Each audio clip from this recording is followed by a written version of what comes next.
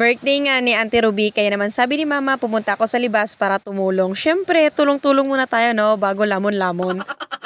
So, ang birthday celebrant pala ngayon, guys, ay asawa ng aking uncle, ang kapatid ni Mama. So, ito pala, guys, yung mga lulutuin nila kasi hindi naman ako pro na magluto. Tamang taga-slice at taga-sugba lang ng isda yung kaya kong gawin dito. So, anyways, guys, hindi kumpleto yung birthday kung walang lechon. And shout out kay Kuya Jack, kay Bras Dudoy, kay Uncle Saloy, kay Uncle Nulan, ng lechon subong.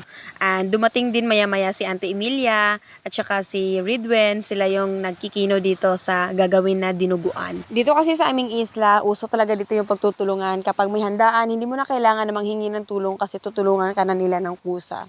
Eh, dito sa amin, hindi na uso yung invitation. Kung may handaan, puntahan na agad para pag uwi, busog na. Anyways, nauna pala ako kina Mama, guys, kaya naman pagdating nila ay marami na akong naisubo. And sa isla, ganito kami, guys, mag-party or mag-birthdayhan, maghandaan. Talagang kung may sayawan, syempre may inuman. Maglalaro nga sana sila dito ng pauna kung sinong uubos ng San Mig Apple. Kaso, in-stop nila kasi yung birthday celebrant ayaw ding magpaawat. Kung ang iba ay naka-San Mig Apple, si Uncle Pikit ay naka-pineapple juice naman. Sabi nila, prevention is better than cure. Kaya naman kung may high blood ka, dumala ka ng pineapple juice. You're so fine.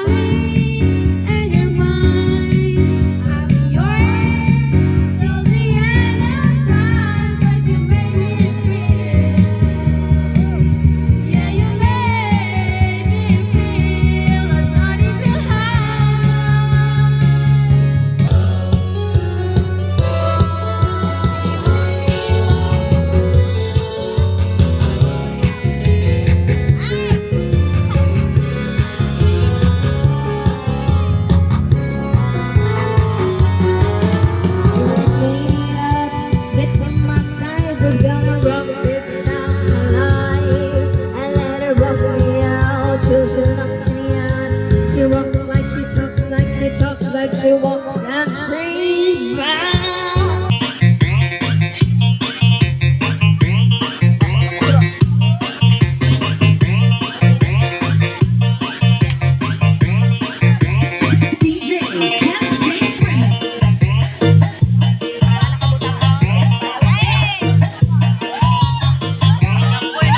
Akala ko nga tanduay yung nagpapagaling sa pagsayaw sa isang tao. Yun pala pineapple juice. Ngayon ko lang nalaman. Syempre, hindi pa rin papakabog yung mga dalaga at kabataan natin dito. Todo hataw pa rin. Pero mas magaling pa rin to naka-pineapple juice.